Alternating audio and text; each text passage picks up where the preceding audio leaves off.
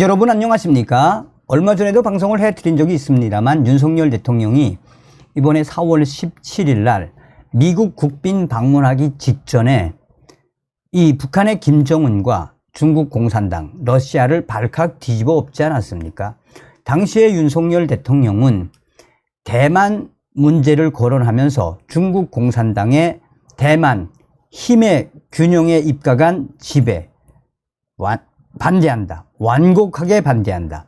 사실상 대만 문제 하면은 경기를 일으키는 중국 공산당을 정조준하지 않았습니까?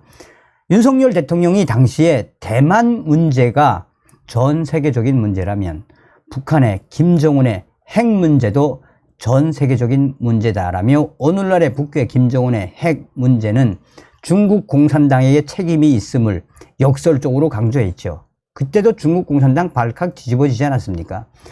또한 윤석열 대통령이 우크라이나 사태를 거론하면서 러시아도 박살을 냈었지요. 자, 이번에 북괴 김정은이가 전승절에 다급한 나머지 중국과 러시아를 초청을 했죠. 이제는 북괴 김정은과 중국 공산당, 러시아 공공의 적이다라고 하는 것이 이 외신들의 주장이며 윤석열 대통령의 프레임 아니겠습니까?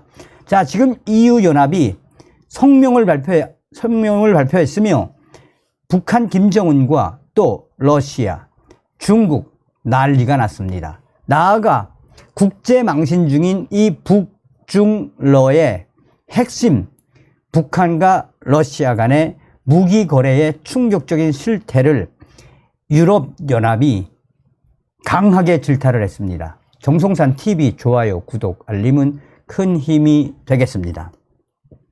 자, 우선 이 미국의 소리방송 VOA 소식을 전달해 드리기 전에 이 프리덤 데일리가 뭐라고 그냥 김정은과 푸틴, 시진핑을 뭐라고 한 방에 날려버렸다? 김정은과 시진핑, 푸틴은 이제는 국제적인 공공의 적으로 되어버렸다라고 발칵 뒤집어 엎었습니다. 자, 프리덤 데일리가 강조하는 핵심이 무엇이겠습니까? 이번에 전승절에 시진핑이가 축전을 보내고 러시아의 푸틴도 축전을 보낸 거에 대한 그 워딩을 전하면서 공산국가 독재자들이 새로운 동맹을 맺었다.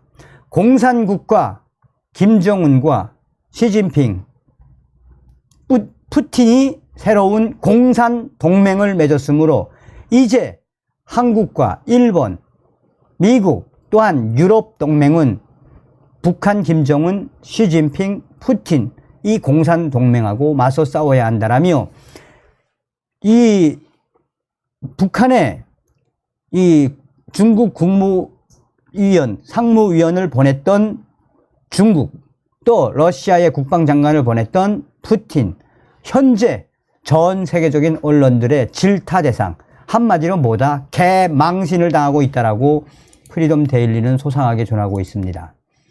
자, 유럽연합은 북한과 러시아가 한국 전쟁 정전 협정 기념일 이른바 전승절 70주년 열병식을 계기로 국방 분야 협력을 강화하겠다고 밝힌 데 대해 강력하게 비판 성명을 쏟아냈습니다.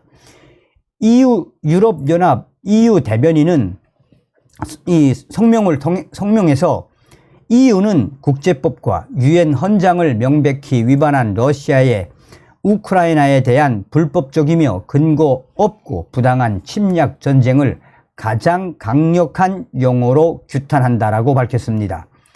이어 우리는 북한이 러시아의 우크라이나 침략 전쟁을 규탄하고 어떤 방식이로든 러시아의 전쟁 노력을 지원하지 말 것을 거듭 촉구한다라며 강력하게 경고했습니다. 유럽연합 대변인은 또한 북한 기관들과 러시아 정부 또는 민간 군사 기업 간의 무기 거래는 우크라이나에 대한 러시아의 불법적인 침략 전쟁을 지원하는 행위이며 러시아 스스로 공동 작성한 유엔 안보리 결의에 대한 명백한 위반이 될 것이라는 점도 분명하게 했습니다. 계속해서 그는 이러한 무기 거래는 북한이 불법적인 핵과 미사일 프로그램을 지원하는 데 사용할 수 있는 자금을 제공할 수 있다라고 지적했습니다.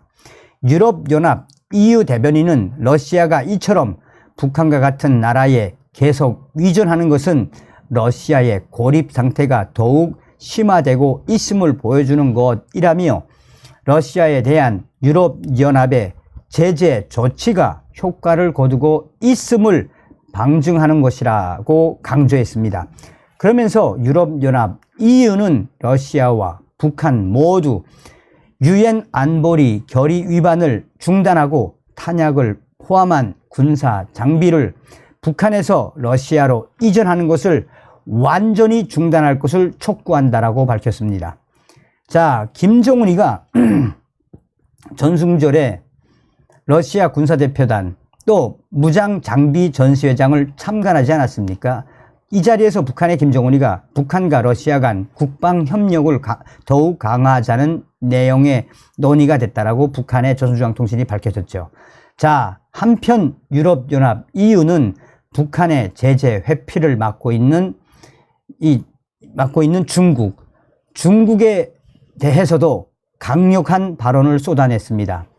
유럽연합 EU 대변인은 이 주요 7개국 G7 국가와 한국, 유럽연합 등이 중국의 대북 제재 이행을 촉구하는 서한을 발송한 데 대한 요청에 북한은 핵과 미사일 프로그램을 포기함으로써 유엔 안보리 결의에 따른 의무를 준수해야 한다라며 이러한 프로그램의 위협은 지난 12일 있었던 북한의 대륙간 탄도미사일 발사를 포함해 전례 없는 수의 탄도미사일 발사에서 분명히 드러났다라며 이는 영내 및 국제 평화와 안보에 심각한 위협이 되고 있다라고 강조했습니다.